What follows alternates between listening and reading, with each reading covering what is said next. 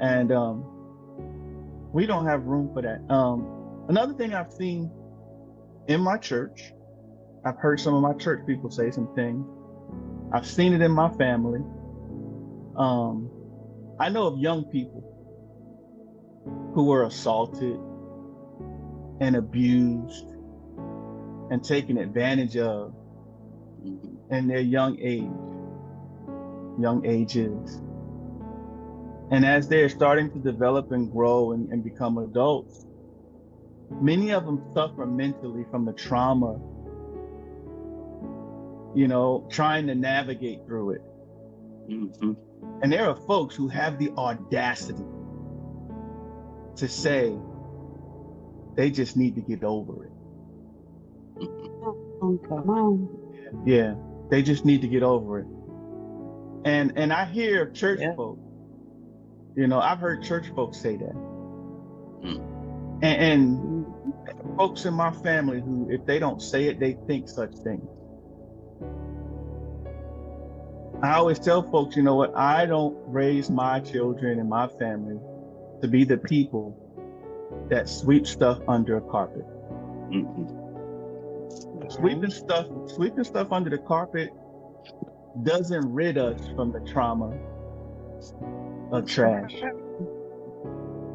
And so that is why there is relationships in my family to this day that I don't think will ever be mended, because folks lack empathy. As far as I'm concerned, they don't care because it didn't happen to them. So let me help somebody today. Because so many times folks call themselves helping, and all they're doing is making matters worse.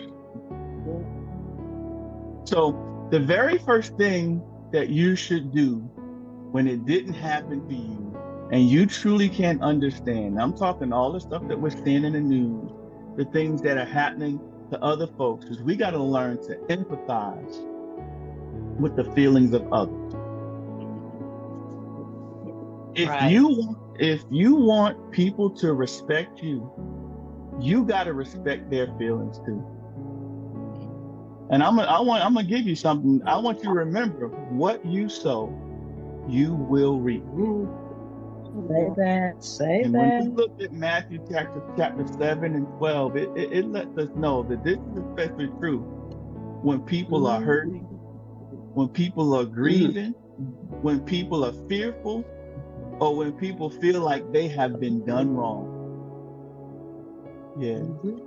People want to know, understand what they go through.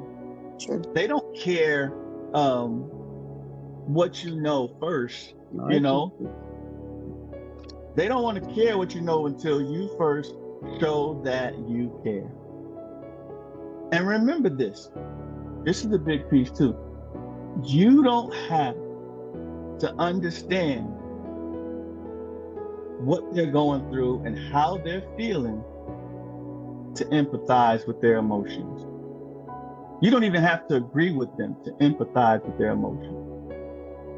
So when you look at the news, this is for all of my politically minded people who got their own sides they pick. When you see people protesting, for an example, you may not agree with their reasons for protesting, but you can still try to understand why they are doing what they are doing.